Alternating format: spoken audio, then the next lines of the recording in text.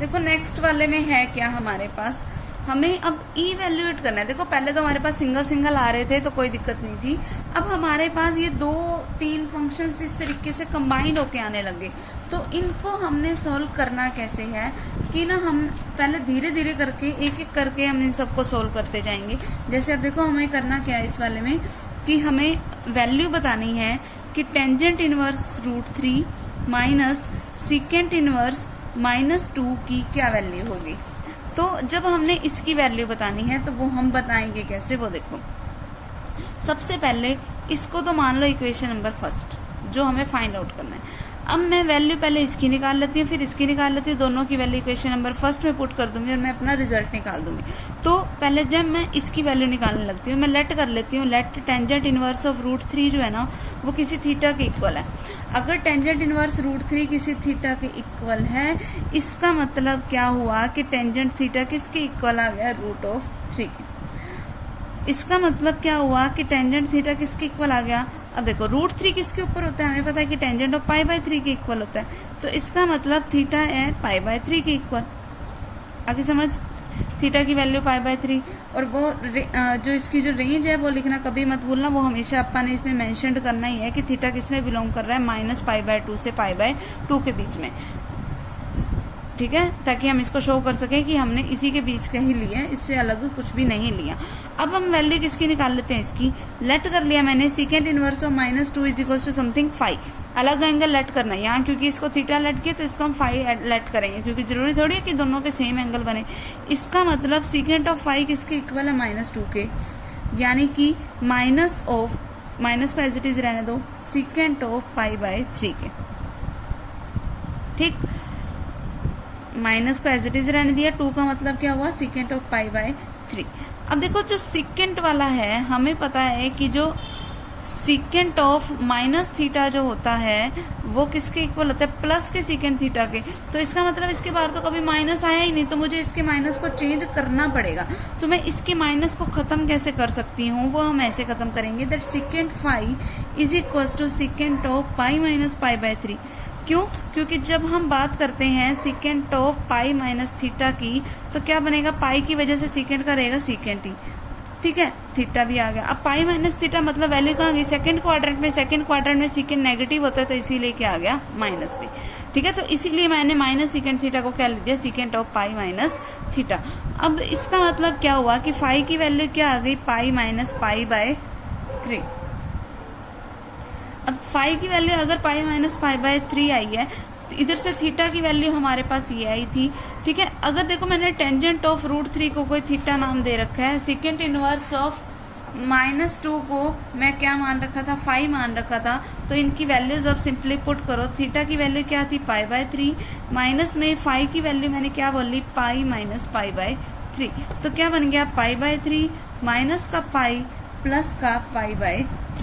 अब इनका एलसीएम लो, क्या आएगा इनका एलसीएम, 3, क्या बनेगा, π - 3π प्लस पाई।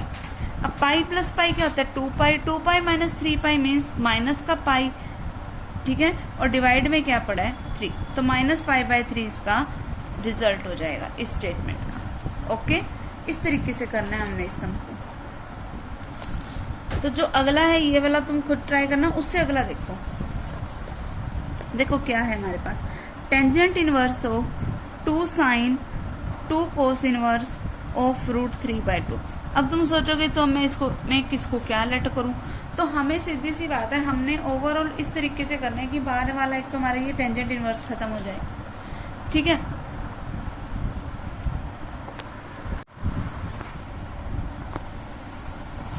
अब देखो ऐसे टाइप के सम को करने के लिए हमें करना क्या पड़ेगा, एक तो इस टेंजेंट इनवर्स को खत्म करना पड़ेगा, और वो हम खत्म तभी कर सकते हैं जब हमारे पास अंदर टेंजेंट बन जाएगा। दूसरी चीज कि हम करें क्या, जो सबसे अंदर वाला जो फंक्शन होएगा ना, जो सबसे अंदर है, सबसे अंदर अब क्या है, कोस इनवर्स ऑफ और √3/2। तो सबसे अंदर जो भी फंक्शन होगा हमेशा हम करेंगे क्या, उसको किसी थीटा के इक्वल लेट कर देंगे, ठीक है। उसको जैसे ही थीटा के इक्वल लेट करोगे तो देखो हमारे पास बनेगा क्या, मैंने लेट कर लिया कि कोस इनवर्स ऑफ √3/2 जो है वो किसी थीटा के इक्वल है। इसका मतलब हमारे पास ये फॉर्म कैसे बन गई, tangent inverse of 2 sine of 2 theta, ये फॉर्म बन गई मतलब हमारे पास। अगर कोस इनवर्स जो है कोस इनवर्स 3/2 किसी √3/2 किसी थीटा के इक्वल है, इसका मतलब कि कोस थीटा किसके इक्वल है, वो देखो अब कोस थीटा किसके इक्वल हो गया, √3/2 के। इसका मतलब कोस थीटा इक्वल्स टू किसके है, √3/2 का मतलब कोस ऑफ π/6, ठीक है। अब कोस की जो जनरल रेंज होती है वो हमारे पास क्या होती है, थीटा किस में बिलोंग करते हैं, 0 से π में। अब 0 से π के बीच π/6 आता है तो वो सही है, यानी कि π/6 जो है वो बिलोंग कर रहा है 0 से π में। तो अब ये यानी कि बन क्या गया कि थीटा किसके इक्वल आ गया, π/6 के। अब थीटा की ये जो वैल्यू आई है उसको यहाँ पे पुट करोगे क्या बनेगा, tangent inverse of 2 sine of 2 into theta क्या है π/6, वो पुट कर दिया मैंने। क्या बना ये, टेंजेंट इनवर्स ऑफ 2 साइन, अब ये इसको कैंसिल आउट हो रहा है 3 पे, तो क्या बन गया 2 साइन π/3, यानी कि क्या बना ये, टेंजेंट इनवर्स ऑफ, देखो साइन π/3 मतलब साइन 60 डिग्री, और साइन 60 डिग्री की वैल्यू क्या होती है, साइन 60 डिग्री की वैल्यू क्या होती है, √3/2। इस 2 को पहले एज इट इज लिखा और साइन π/3 की जगह पे मैंने क्या लिख दिया, √3/2। अब 2 से 2 कैंसिल, क्या बन गया, टेंजेंट इनवर्स ऑफ √3। अब टेंजेंट इनवर्स ऑफ क्या है मेरे पास, √3। अब टेंजेंट इनवर्स √3 के इक्वल कब होता है, π/3 के ऊपर, ठीक है। तो ये इसका रिजल्ट हो जाएगा। इस तरीके से हमें इस सम को सोल्व करना है, ओके। फिर उसके बाद देखो नेक्स्ट 4 सम क्या है हमारे पास, इवेल्युएट करना है हमने इन सबको इवेल्युएट करोगे कैसे, तरीका क्या होगा। जैसे मान लो मैं इसका तुम्हें थर्ड पॉइंट करके बता देती हूँ ताकि नेगेटिव वाला भी बीच में ही हो जाए। तो देखो इस टाइप के सम्स को हमने सोल्व करना कैसे है, देखो हमें वैल्यू निकालनी है cos of sine inverse minus का 3/5, ठीक है। इसको हमें इवेल्युएट करना है। तो मैंने तुम्हें जस्ट अभी ये भी बताया था कि जब भी इस तरीके से हमारे पास जो इस सबसे अंदर वाली वैल्यू हो, हमने हमेशा उसको क्या लेट करना है, थीटा, यानी कि लेट कर लें हम साइन ऑफ माइनस का 3/5 समथिंग किसी थीटा के इक्वल। इसका मतलब साइन थीटा किसके इक्वल हो गया, माइनस के 3/5 के। अब देखो साइन थीटा की वैल्यू जो है वो माइनस का 3/5 है, तो कोस थीटा की वैल्यू क्या बनेगी वो देखो। अब देखो वैसे साइन थीटा की जो जनरल रेंज होती है साइन के केस में वो क्या होती है, -π/2 से लेके +π/2 तक। इसका मतलब कि जो थीटा जो है वो बिलोंग किस में कर रहा है, -π/2 से लेके 0 तक में बिलोंग कर रहा है। क्यों, क्योंकि 0 से π/2 तक के लिए तो फर्स्ट क्वाड्रेंट में हो जाएगा, और फर्स्ट क्वाड्रेंट में साइन तो पॉजिटिव होता है। तो इसका मतलब इस केस के लिए इसकी जो जनरल वैल्यू है वो -π/2 से थीटा के बीच लाई कर रही है। यही हो गया इसका मतलब। अगर साइन थीटा यानी कि जो थीटा जो है वो फोर्थ क्वाड्रेंट में चल रहा है, फोर्थ क्वाड्रेंट में, अब देखो एक चीज, अगर मैंने साइन इनवर्स -3/5 को थीटा लेट कर रखा है, यहाँ थी इसकी जगह पे थीटा पुट करूंगी, तो इसका मतलब मुझे वैल्यू किसकी निकालनी है, कोस ऑफ थीटा की, यही निकालनी है। अब देखो फोर्थ क्वाड्रेंट में चल रहा है, अब फोर्थ क्वाड्रेंट में कोस क्या होता है, पॉजिटिव होता है हमेशा, ठीक है। तो इसका मतलब मुझे पॉजिटिव ऑफ कोस थीटा की वैल्यू निकालनी है, ठीक है। अगर बाय चांस एक पॉजिटिव वैल्यू बन रही है, एक नेगेटिव वैल्यू, ऐसे 2 वैल्यूज बन रही है, तो जो पॉजिटिव वाली वैल्यू होगी वही हमारा रिजल्ट होगी। अब देखो अगर मेरे पास साइन थीटा की वैल्यू माइनस का 3/5 है, तो कोस थीटा क्या हो गया, √1 - sin स्क्वायर थीटा, ठीक है। वैसे तो रूट के बार बार प्लस माइनस का साइन लगाते हैं, अब यहाँ प्लस माइनस का साइन लगाने की जरूरत नहीं है, क्योंकि हमें प्लस की ही वैल्यू लेनी है। क्यों, क्योंकि ये जो वैल्यू है वो फोर्थ क्वाड्रेंट में लाई कर रही है, और फोर्थ क्वाड्रेंट में कोस हमेशा पॉजिटिव होता है। तो कोस थीटा क्या बनेगा, √1 - sin square theta. Sine theta की वैल्यू क्या है, माइनस का 3/5। अब इसका स्क्वायर भी करना है, तो हमने स्क्वायर कर दिया, तो क्या बन गया, √1 - अब नेगेटिव का स्क्वायर करोगे क्वांटिटी पॉजिटिव, 3 का स्क्वायर करोगे 9, 5 का स्क्वायर करोगे 25।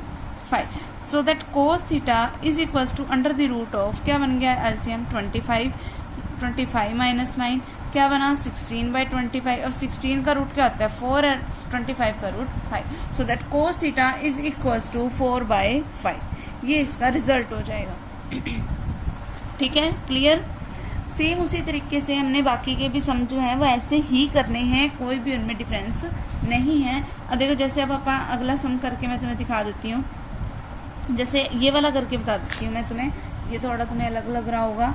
और निकालने में भी थोड़ा सा अलग हो सकता है ये तुम्हारे लिए। क्या है हमारे पास, साइन ऑफ 1/2, फिर उसके बाद क्या बोल रखे, cos inverse of 4/5, cos inverse of 4/5। तो अभी मैंने तुम्हें बताया कि जो अंदर वाला है हमेशा उसी को तुम लेट करोगे। इसका मतलब कोस इनवर्स 4/5 को थीटा लेट किया तो कोस थीटा किसके इक्वल बन गया, 4/5 के।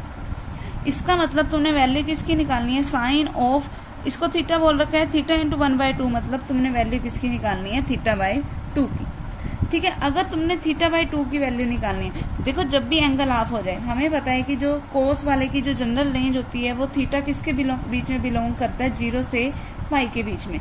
ठीक है, अब 0 से पाई के बीच में जब भी हम बिलोंग करवा रहे हैं तो यानी कि दो क्वाड्रेंट्स बीच में आ गए, यानी कि फर्स्ट क्वाड्रेंट और सेकंड क्वाड्रेंट। अब देखो कोस क्योंकि पॉजिटिव है तो इसके लिए यानी कि थीटा किस में बिलोंग कर रहा है, 0 से लेके π/2 तक में, क्योंकि कोस जो है वो सिर्फ फर्स्ट क्वाड्रेंट में पॉजिटिव होता है, सेकंड में पॉजिटिव ही नहीं होता। तो यही होगी इसके लिए जनरल। अगर थीटा 0 से π/2 में बिलोंग कर रहा है तो इसका मतलब देखो यहाँ हम बात करें हाफ ऑफ एंगल की, तो हर जगह पे थीटा को हाफ कर दो तो θ/2 इसका मतलब किस में बिलोंग करेगा, 0/2 का मतलब 0, π/4 डिवाइडेड बाई 2 का मतलब π/2 डिवाइड बाई 4 का मतलब π/4। ये इसकी जनरल रेंज हो जाएगी। ओके, फिर ये लिख के बतानी है हर समय। अब देखो मुझे वैल्यू किसकी निकालनी है, साइन ऑफ θ/2 की। हमें पता है कि जो साइन स्क्वायर थीटा होता है वो किसके इक्वल होता है, 1 minus of cos of 2 theta के। इसका मतलब साइन स्क्वायर θ/2 किसके इक्वल होएगा, देखो जब यहाँ थीटा था तो यहाँ डबल था, जब यहाँ θ/2 है यानी कि यहाँ पे क्या आएगा, 1 माइनस कोस थीटा के। फिर साइन ऑफ, अगर मैं दोनों तरफ स्क्वायर रूट अप्लाई कर दूं तो इसका मतलब साइन ऑफ θ/2 किसके इक्वल आएगा, under the root of 1 minus cos of theta के। ठीक है, और होल डिवाइड बाय में वो जो 2 चलता है वो लिख देंगे हम। ठीक है, ये होल डिवाइड बाय में 2 आ गया। ठीक है, अब मुझे वैल्यू इसी की बतानी थी साइन ऑफ θ/2 की, वो मैं निकाल लेती हूँ। देखो क्या बनेगी value, sine of θ/2 is equal to under the root of 1 minus cos theta. Cos theta की वैल्यू देखो क्या है, देखो ध्यान से, कोस थीटा की वैल्यू 4/5, तो मैं वो वैल्यू पुट कर देती हूँ। फिर होल डिवाइड बाय में क्या पड़ा है, 2, वो पुट किया। अब देखो एलसीएम लेके देखो, under the root of LCM क्या आएगा, 5 माइनस 4, फिर whole divide by 2, so that sine θ/2 is equal to under the root of 1/5/2। क्या बन गया, under the root of 1/5 into 2, जिसका मतलब क्या हुआ, 1/√10। ठीक है, ये इसका रिजल्ट हो जाएगा। क्लियर है। उसके बाद देखो नेक्स्ट सम, इस वाले सम के लिए क्या करोगे तुम, सबसे पहले वैल्यू निकालना साइन ऑफ माइनस ऑफ √3/2 की। जो वैल्यू आएगी उसको यहाँ पे पुट कर देना और फिर उसको π/2 से माइनस कर देना और वही हमारा रिजल्ट बन जाएगा। अगला वाला देखो, इन दोनों में से कोई एक कर सकते हैं अपन, कोई एक मैं करवा देती हूँ, अगला एक तुम खुद कर लेना।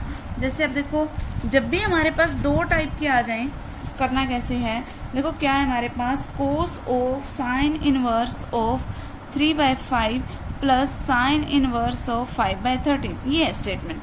जब भी ऐसे 2 आ जाएं तो पहले वाले को कोई ए मान लो, दूसरे वाले को कोई बी। लेट कर लिया मैंने कि साइन इनवर्स 3/5 किसी ए के इक्वल है एंड साइन इनवर्स 5/13 जो है वो किसी बी के इक्वल है। इसका मीनिंग क्या हुआ कि साइन ए जो है वो 3/5 के इक्वल है, साइन बी जो है वो 5/13 के इक्वल है। ठीक है, इस तरीके से चलेगा। ठीक है, तो अब मेरे पास कोस ए क्या होगा, वो देखो कोस ए की वैल्यू क्या होती है, under the root of 1 minus sine square है। इसका मतलब कोस ए किसके इक्वल होगा, under the root of 1 minus sine square मतलब 3/5 का स्क्वायर मतलब 9/25। So that cos A is equal to under the root of, LCM वगैरह लिया, क्या बनेगा 25 minus 9/25। It means cos A is equal to under the root of 16/25। तो cos A is equal to 4/5, ये बन गया। सेम उसी तरीके से यहाँ से कोस बी निकालो, क्या बनेगा, cos B is equal to 1 minus sine square B. So that cos B is equal to under the root of 1 minus sine square यानी कि 5 का स्क्वायर 25 एंड 13 का square 169। So that cos B is equal to under the root of 169 minus 25/169। So that cos B is equal to under the root of 144/169। So that cos B is equal to 124 का square root 12 and 169 का square root 13। ये हो गया। कोस ए और कोस B की हम value निकाल चुके हैं। अब देखो जो भी है ये तुम हमेशा यहाँ पर मेंशन करोगे, क्योंकि ये वाली पॉजिटिव है तो इसके लिए मतलब थीटा किस में बिलोंग कर रहा है, 0 से π/2 में। वैसे तो हमें पता ही है कि -π/2 से π/2 में जाता है, लेकिन ये पॉजिटिव है तो इसमें जाएगा। सेम यहाँ पर भी थीटा किस में जाएगा, 0 से π/2 में। अब क्योंकि मैं इनको 0 से π/2 में बिलोंग करवा रही हूँ, इसीलिए मैंने ये भी पॉजिटिव ही लिया। यहाँ ए लिख लेना, यहाँ हम बी एंगल की बात कर रहे थे, यहाँ बी लिख लेना, ठीक है। अब क्योंकि मैंने यहाँ पर इसको फर्स्ट क्वाड्रेंट में करवाया, इसीलिए मैंने कोस ए और कोस बी को पॉजिटिव लिया, अदरवाइज मैं इनको नेगेटिव भी ले सकती थी, ठीक है। अब देखो अगर मैंने इसको कोई ए मान रखा था और इसको कोई बी मान रखा था, इसका मतलब मुझे वैल्यू किसकी बतानी थी। अब इन वैल्यूज को यहाँ पे पुट करो तो इसका मतलब मुझे वैल्यू किसकी बतानी थी, cos of A plus B की। अब cos of A plus B किसके इक्वल होता है, cos A cos B minus sine A sine B, यही फॉर्मूला होता है हमारे पास। इसका मतलब cos of A plus B equals to है, कोस ऑफ ए की वैल्यू पुट करो, वो क्या है 4/5, कोस ऑफ बी की वैल्यू पुट करो, वो है 12/13, माइनस में साइन ऑफ ए की वैल्यू क्या है 3/5 एंड साइन ऑफ बी की वैल्यू क्या है 5/13, ठीक है। क्या बना यहाँ से 4 इंटू में 12 तो क्या बन गया 48/65 minus 15/65, so that LCM is 65, 48 minus 15 क्या बनेगा इसमें से माइनस करके 33/65, वो किसकी इक्वल है, cos of A plus B की। अब ए क्या था, sine inverse of 3/5 plus sine inverse of 5/13। इसका मतलब sine inverse cos of sine inverse of 3/5 plus sine inverse 5/13 equals to किसके आ गया 33/65 के, और यही हमारा रिजल्ट हो जाएगा, ठीक है। सेम उसी तरीके से अगले वाला क्या करोगे, इसको कोई ए मानोगे, इसको कोई बी मानोगे, तो पहले इसकी वैल्यू निकालोगे, फिर इसकी वैल्यू निकालोगे, फिर तुम फॉर्मूला लगाओगे cos of A plus B का। यहाँ पे सेकेंड इनवर्स देख के कंफ्यूज मत हो जाना, सेकेंड इनवर्स है इसका, सेकेंड इनवर्स 4/3 का मतलब क्या हुआ, अगर इसको तुमने कोई बी नाम दे रखा है, इसका मतलब सेकेंड भी 4/3 के इक्वल है, इसका मतलब कोस भी किसके इक्वल है 3/4 के। अपने आप से तुम इसको कन्वर्ट कर सकते हो कोस की फॉर्म में, कोई दिक्कत नहीं है, फिर बिल्कुल सेम ऐसा सम बन जाएगा। ओके क्लियर, तो ये एक्सरसाइज इसको कंप्लीट कर लेना।